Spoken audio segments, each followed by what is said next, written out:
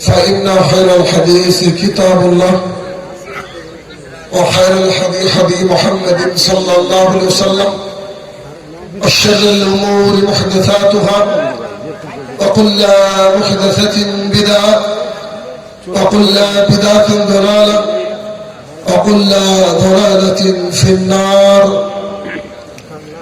فأعوذ بالله من الشيطان الرجيم. يا أيها الذين آمنوا أطيعوا الله وأطيعوا الرسول ولا تبطلوا أعمالكم. عن أبي هريرة رضي الله تعالى عنه قال رسول الله صلى الله عليه وسلم: كل أمة يدخلون الجنة إلا من أبى. قيل يا رسول الله من أبى؟ قال من أطاعني دخل الجنة ومن أساءني فقد أبى. عن عائشة رضي الله تعالى عنها قالت: قال رسول الله صلى الله عليه وسلم: من عمل عملا ليس عليه أمرنا فهو رد. সম্মানিত উপস্থিতি, সর্বপ্রথম আল্লাহ সুবহানাহু ওয়া তাআলার বারগাহের শুকরিয়া জ্ঞাপন করব যে আল্লাহ তাআলা বিচার দিবসের একচ্ছত্র অধিপতি, বিশ্ব নিয়ন্তা, হায়াত এবং মাউতের মালিক এবং যিনি সন্ধ্যা থেকে এই পর্যন্ত কিছু দিনের তালিম হাসিল করার লক্ষ্যে, নেকি কামানোর লক্ষ্যে আমাদেরকে এখানে একত্রিত করেছেন, সে রব্বুল ইজ্জতের বারগাহে শুকরিয়া জ্ঞাপনার্থে আমরা বলি আলহামদুলিল্লাহ। অতঃপর সমগ্র মানব জাতির শিক্ষক, সমগ্র মানব জাতির পথ প্রদর্শক মুহাম্মদুর রাসূলুল্লাহ সাল্লাল্লাহু আলাইহি সাল্লামের উপর শতকোটি সালাত ও সালাম বর্ষিত হোক, আমরা বলি আল্লাহুম্মা আমিন। আজ মালদার অন্তর্গত দেবীপুর কুঠিবাগান মাদ্রাসা হিফজুল কোরআন দেবীপুর, অত্র মাদ্রাসায় আজকে আমার সংক্ষিপ্ত বক্তৃতার বিষয় কোরআনুল কারীমের একেবারে ছোট্ট একটা সূরা, সূরা আল আসর থেকে আমাদের শেখার বিষয়, অর্থাৎ মোট কথা আজকের বক্তৃতার বিষয় সূরা আল আসর থেকে শিক্ষা। উক্ত বিষয়ে তথ্য এবং তত্ত্ববহল আলোচনা করার চেষ্টা করব ইনশাআল্লাহুল আজিজ। এতক্ষণ পর্যন্ত আপনারা বিভিন্ন আলোচকগণের আলোচনা শুনেছেন কোরআন এবং সুন্নাহ থেকে। তদ অনুযায়ী আমি আশাবাদী যে নিজের জীবনটাকে আপনারা ঢেলে সাজাতে পারবেন বলে আমি আশাবাদী। একটা জলসার উদ্দেশ্য, মূল উদ্দেশ্য যেটা, সেটা হচ্ছে নিজের জীবনকে পরিবর্তন করা। কি বলেন আপনারা? কি কথা বলেন? উদ্দেশ্য কি এখানে আসা? শুধুই কি মাদ্রাসাকে দান করবেন? তো মাদ্রাসাকে দান করছেন তো একটা বিশেষ কারণে, যেন জাহান্নাম থেকে মুক্তি পাওয়া যায়। তখন আপনি দিন বুঝেন। তো দিন বোঝা মানুষ চাই একটু জীবন পরিবর্তন হোক, কেননা সবাইকে আমাদেরকে কবরে যেতে হবে। আমাদেরকে তো যেতে হবে হবে। আল্লাহ তাআলা ফেরাউনের ব্যাপারে বলছেন, ওই ফেরাউনকে সকালবেলায় আর সন্ধ্যাবেলায় জাহান্নামের আগুন পেশ করি। অথচ আপনারা আমার দেখা মতে ফেরাউন আছে মিশরের তাসকাম্বিয়া প্রদেশের কোন একটা মিউজিয়ামে। অথচ আল্লাহ তাআলা বলছেন তার কবরে আমি সকাল এবং সন্ধ্যাবেলায় কি পেশ করি? জাহান্নামের আগুন পেশ করি। তার মানে বোঝা যাচ্ছে যে আল্লাহর পাকড়াও থেকে পৃথিবীর কেউ বাঁচবে না, সবাই আল্লাহ তাআলার কাছে রিটার্ন হবে। পৃথিবীতে কি করলো তার হিসাব আল্লাহ তাআলাকে পুঙ্খানুপুঙ্খভাবে দেওয়া লাগবে। এটুকু আমরা সবাই বিশ্বাস করি তো? জি, করি তো? আচ্ছা, মাশাআল্লাহ। দেখুন, মাদ্রাসা হোক বা মসজিদ হোক বা তাবলীগি জলসা হোক, আজকে জলসা কিন্তু প্রচুর পরিমাণে হচ্ছে বিভিন্ন জায়গায়। এত জলসা হচ্ছে, এত কোরআন এবং সুন্নাহ মানুষ জানছে, কিন্তু মানুষের মধ্যে পরিবর্তন আসছে না। কেন? এই জলসা থেকে বক্তৃতা শোনার পর সুদখোর থেকে যাচ্ছে, যে লোকটা গাঁজাখোর ছিল গাঁজাখোর থেকে যাচ্ছে। তাহলে লাভটা কার হচ্ছে? মাইকম্যান প্যান্ডেলের আর যারা কন্ট্যাক্ট করে বক্তৃতা করে তাদের, নাকি? তাদের তো পাবলিকের উপকার হচ্ছে না। কিন্তু পাবলিকের উপকার হওয়া লাগবে তো, নাকি? পাবলিকের উপকার না হলে তো কাজ নাই। কোরআন এবং সুন্নাহ মানুষের জীবনকে পরিবর্তন করে। কোরআন এবং সুন্নাহ মানুষের জীবন, মানুষকে শ্রেষ্ঠত্বের অন্যতম দ্বার প্রান্তে পৌঁছে দেয়। বিলাল হাবশী গোলাম কেউ চিনত না, কিন্তু যখন রাসূলুল্লাহ সাল্লাল্লাহু আলাইহি ওয়াসাল্লাম আবু বকর রাদিয়াল্লাহু তাআলাকে বললেন বিলালকে নিয়ে আসো, তিনি তাকে 10 স্বর্ণ মুদ্রা দিয়ে যখন খরিদ করতে গেলেন, যার কাছে ছিল তার মালিক দেখে হেসে বলছে, আবু বকর তোমাকে তো শিক্ষিত মনে করতাম, একে এতবার মেরেছি, আমি একেবারে ইউজলেস করে দিয়েছি, এর আর কোনো কাজ নাই দুনিয়াতে, এ কিছু করে খেতে পারবে না। তুমি যদি 1 টাকা দিয়ে চাইতে তাও দিয়ে দিতাম, তুমিও দেখছি পাগল, তুমি আমাকে 10 স্বর্ণ মুদ্রা দিলা। আবু বকর রাদিয়াল্লাহু তাআলা বলছে, আরে বেকুব, 10 নয়, তুই যদি 100 চাইতি, I am ready to give, আমি তোকে দেওয়ার জন্য প্রস্তুত ছিলাম। কেন? অর্ডার দিয়েছে মুহাম্মদুর রাসূলুল্লাহ সাল্লাল্লাহু আলাইহি সাল্লাম। সেই বিলাল রাদিয়াল্লাহু তাআলা যখন রাসূলুল্লাহ সাল্লাল্লাহু আলাইহি সাল্লামের সান্নিধ্যে আসলেন, গোটা পৃথিবীর একজন মানুষও গত হয়নি, এখন নাই, আগামী দিনে আসবে না যে বিলালের নাম জানবে না, ঠিক না? ইসলাম তাকে কি করেছে? শ্রেষ্ঠত্ব দান করেছে, তাই না? তাহলে ইসলাম এর আলোচনা শুনে আমাদের জীবনকে পরিবর্তন করতে হবে। যদি পরিবর্তন না হয় তাহলে কোথাও একটা ভুল আছে, এটা বুঝতে হবে। মানে ডাক্তার আপনার রোগটা ধরলো ঠিকই, ওষুধের জায়গায় লিখেছে একটা, দিয়েছে আর একটা, এরকম হয়ে যাচ্ছে বোধ হয়। একটু যাচাই বাছাই করেন তো। আমি কথা বললে খারাপ লাগে, কারণ মানুষ আমাকে উল্টো ভাবে দেখে। যেমন আলহামদুলিল্লাহ কমিটি বলছে যে আপনি তো রাত 12টার পর জলসা করেন না। জি, কেন করি না? কারণ জলসা সালাত শুনে কোনো নেকি নাই, কোনো গুনাহ নাই, কোনো কিছু নাই। এটা এর থেকে যদি বেনিফিট নেওয়ার চেষ্টা করেন পাবেন, কিন্তু ফজরের সালাত যদি ইচ্ছে করে ত্যাগ করেন, রাসূলুল্লাহ সাল্লাল্লাহু আলাইহি ওয়াসাল্লাম বলেন মান তারাকা সালাতান মুতাআম্মিদান ফাকাদ কাফারা, ও ব্যক্তি কাফের।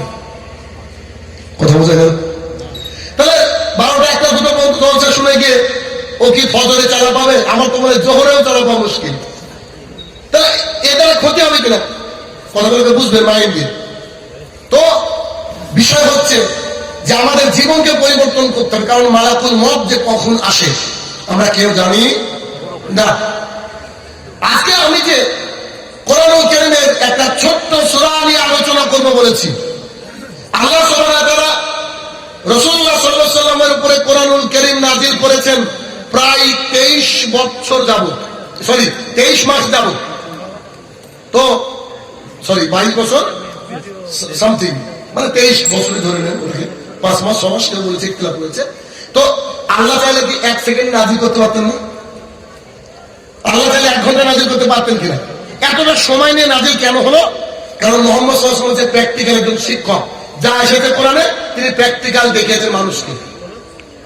বুঝলেন আমার কথাগুলো? আচ্ছা, একটু আগে একটা ছেলে দেখা করলো আপনাদের এলাকার, আমাকে বলছে যে আপনার জলসা আমি শুনতাম না। প্রথম যে একটা আলোচনা আসতো তো ভাবতাম যে এই কেমন বক্তা, সুর নাই, কোনো কাজ আছে নাকি? সুর নাই মানে কোনো কাজ নাই। তারপর বলছে তারপর আপনার বক্তৃতা ছাড়া ভাতই খায় না। এখন এমন একটা দিন নাই যে আপনার বক্তৃতা শুনি না, এরকম একটা দিন আমার জীবনে আপনার পার হয় না। কেন? এত ভালো লাগে, হুবহু কোরআন এবং সুন্নাহ থেকে বলেন, এই জন্য। তো মানুষকে তো বুঝাতে হবে, তাই না? যদি আপনার অন্তর আমি না ঢুকতে পারি তাহলে তো পরিবর্তন হবেন না। যেমন আমি ইংরেজি পড়াই, গোটা বিশ্ব জুড়ে আমার স্টুডেন্ট আলহামদুলিল্লাহ। তা আমি মাস্টার হিসাবে এটা দাবি করি যে আপনি যদি খারাপ হন, পরীক্ষা খারাপ হয় আপনার, আমি 90% দায়ী, আপনি 10%। এটা আমার মত। কোন মাস্টার কি বললো এটা বড় কথা না। আমি মনে করি একটা ছাত্র যদি খারাপ হয়, মাস্টার দায়ী 90% আর ছাত্র দায়ী কত? 10%। কেন? মাস্টার মশাই তাকে বুঝাতে পারছে না বিধায় সে বুঝতে পারছে না। আল্লাহ তাআলা কিন্তু সবাইকে ব্রেন দিয়েছে, ঠিক না? কি কথা বুঝছেন তোমার? দেখেন আজকে আমার আলোচনা শুনেন, আমি আশাবাদী যে আপনার জীবন পরিবর্তন হবে ইনশাআল্লাহ। আমি ব্যক্তিগতভাবে আশাবাদী। দেখেন আসছে আলোচনা। তো কোরআনুল কারীমকে সাল্লামের উপরে আল্লাহ তাআলা নাজিল করেছেন প্রায় 23 বছর যাবত। আল্লাহ সুবহানাহু ওয়া তাআলা বলছেন, এই কোরআনকে যদি আমি পাহাড়ের উপর নাজিল করতাম, পাহাড় ভেঙে চৌচির হয়ে যেত, পাহাড় রেজা রেজা হয়ে যেত। কেন? কোরআনের মধ্যে এত ওয়েটের জিনিস রয়েছে, কোরআনের মধ্যে এত গুরুত্বপূর্ণ জিনিস আছে। পাহাড় তার অর্থ বুঝতে পেরে নিজে নিজে ফেটে চৌচির হয়ে যেত। অথচ ওই কোরআনুল কারীম আমাদের বাড়ির ওই শোকেজে রাখা আছে, যে শোকেজে বন্ধনের বইটাও রাখা আছে। ওই কোরআনুল কারীম আমাদের বাড়ির সেই তাকের উপরে রাখা আছে, যেই তাকের পাশে এলআইসির বইটা রাখা আছে।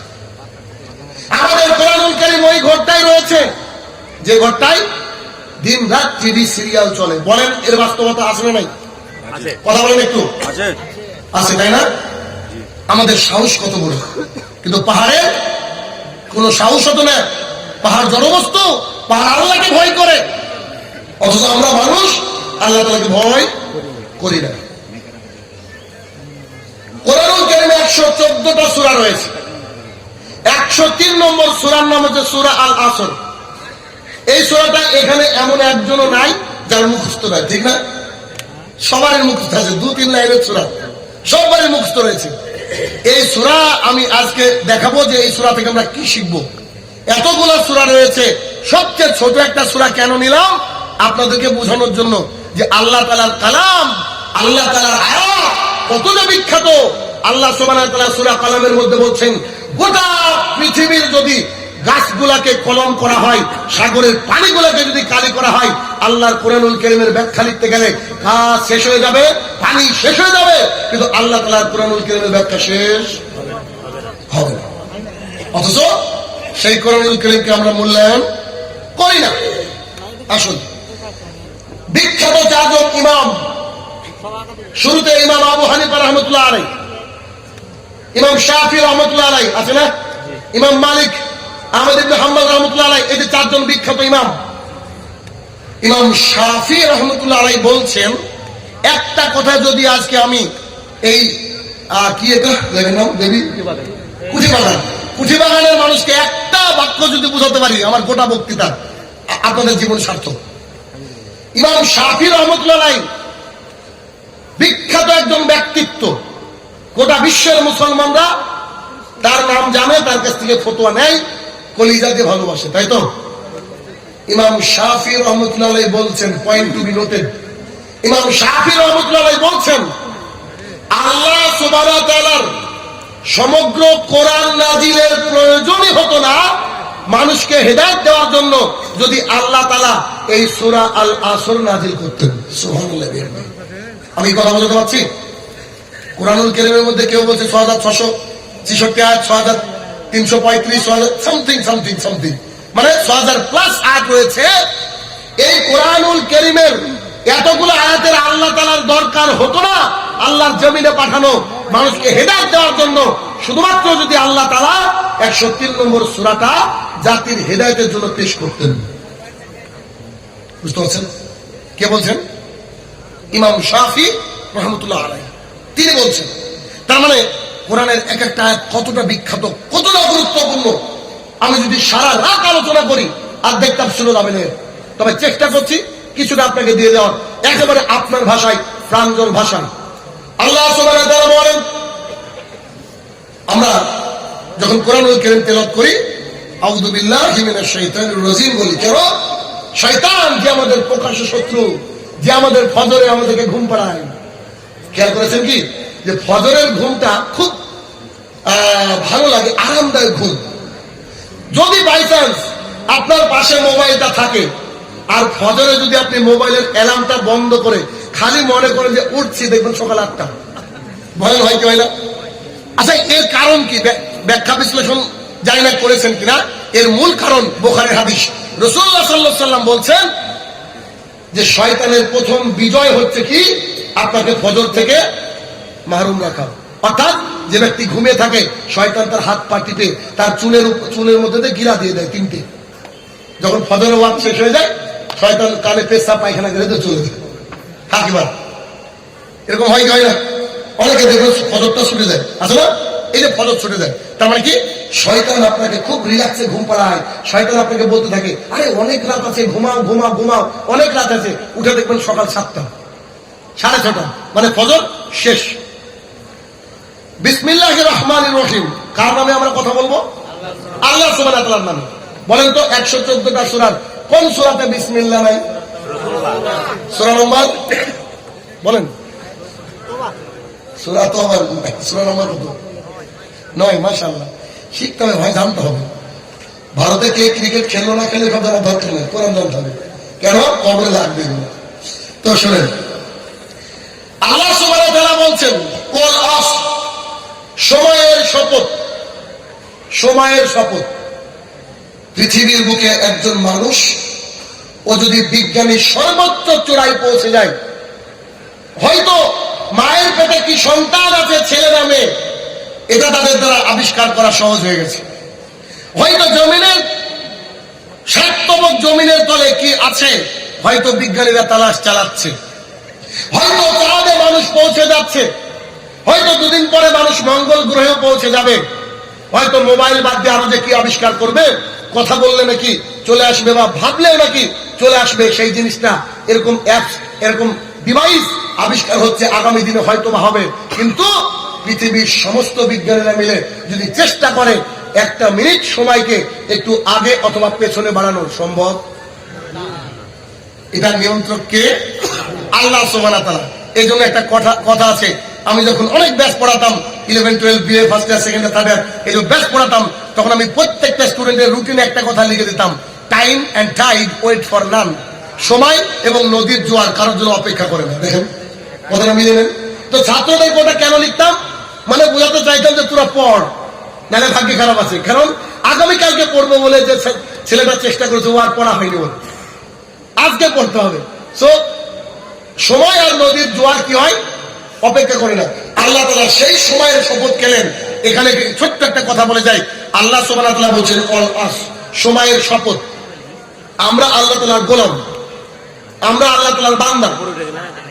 আল্লাহ সুবহানাহু ওয়া তাআলা চাইলে কাবার কসম খেতে পারেন, রাতের কসম খেয়েছেন, ফজরের কসম খেয়েছেন, সময়ের কসম খেয়েছেন। কিন্তু আমরা বান্দারা যদি এই পৃথিবীর বুকে যতদিন থাকবো, আমরা শুধুমাত্র একমাত্র কার কসম খাবো? আল্লাহ। যদি প্রয়োজন হয়, বিশেষ প্রয়োজনে একেবারে বলবো আল্লাহর কসম করে বলছি। এ কথা বলবো যদি কোনো ব্যক্তি বলে যে কোরআনের কসম, 2 চোখের কসম, এ দেখেন আমার সন্তানকে ছুঁয়ে বলছি, এরকম আছে না গ্রাম বাংলায় রোগ আছে, এই তুমি কিন্তু এই জিনিসটা নিয়েছো। আরে কি কথা বলেন, আমি আমার চোখের কসম করে বলছি, আমি আমার সন্তানের মাথায় হাত দিয়ে বলছি, এগুলো হচ্ছে সব শিরক, মোহন নাই। আমরা পৃথিবীতে থাকতে শুধুমাত্র কসম যদি করতেই হয় একান্ত, বলবো আল্লাহর কসম করে বলছি। তো কিছু কিছু মানুষ আমার বলে, সাহেব যে আল্লাহর কসম করলে ওরা আবার বিশ্বাস করে না, সন্তানের করলে বিশ্বাস করে। আসলে এরকম যদি না বিশ্বাস করে, জেল ফাঁসি শুরু হয়ে যাক, কিন্তু আল্লাহ সুবহানাহু ওয়া তাআলার নামে একজন বান্দা কসম করবে। কে? আর কসম খাবেন অন্য কিছুর নামে? আরে কত কসম খায় মানুষ, বলে মসজিদের কসম, মিথ্যা কথা বলবি, আস্তাগফিরুল্লাহ, এগুলো চলবে না। ওয়াল আস, আল্লাহ তাআলা বলছেন সময়ের শপথ, কালের শপথ, যে সময় চলে যাচ্ছে, চলমান সেই সময়ের শপথ। ইন্নাল ইনসানা লাফি খুসর, পৃথিবীর প্রত্যেকটা মানুষ ক্ষতিগ্রস্ত। খুব কঠিন বাক্য, খুব কঠিন। ক্ষতিগ্রস্ত মানে কি জানেন? আমার ভাষায় বুঝে নেন। আল্লাহ সুবহানাহু ওয়া তাআলা বলতে চাইলেন সময়ের শপথ, পৃথিবীর প্রত্যেকটা মানুষ জাহান্নামী। আল্লাহর ক্ষতিগ্রস্ত মানে জাহান্নামী, ব্যাস সোজা কথা। আল্লাহ সুবহানাহু ওয়া তাআলা বললেন পৃথিবীর প্রত্যেকটা মানুষ ক্ষতিগ্রস্ত। আব্দুর রহমান ক্ষতিগ্রস্ত, আব্দুর রাজ্জাক ক্ষতিগ্রস্ত, মিস্টার পিটার ক্ষতিগ্রস্ত, মিস্টার চণ্ডীদাস ক্ষতিগ্রস্ত, পৃথিবীতে যত মানুষ আছে সবাই ক্ষতিগ্রস্ত। আল্লাহ তাআলা বলছেন, আল্লাহ তাআলা বাক্যটাকে বলার পরে বলছেন ইল্লাল্লাযীনা আমানু, কিন্তু তারা ক্ষতিগ্রস্ত নয়, তারা জাহান্নামী নয়, তারা ক্ষতিগ্রস্ত নয়, তারা জাহান্নামী নয়, তারা ক্ষতিগ্রস্ত নয়, তারা জাহান্নামী নয়। আগের বাক্যে আল্লাহ তাআলা বললেন পৃথিবীর সবাই ক্ষতিগ্রস্ত, মানে একেবারে প্রথম মানুষ থেকে শুরু করে শেষ মানুষটা পর্যন্ত ক্ষতিগ্রস্ত, কিন্তু তারা ক্ষতিগ্রস্ত নয়। এক যারা আল্লাহর প্রতি ঈমান এনেছে। ইল্লাল্লাযিনা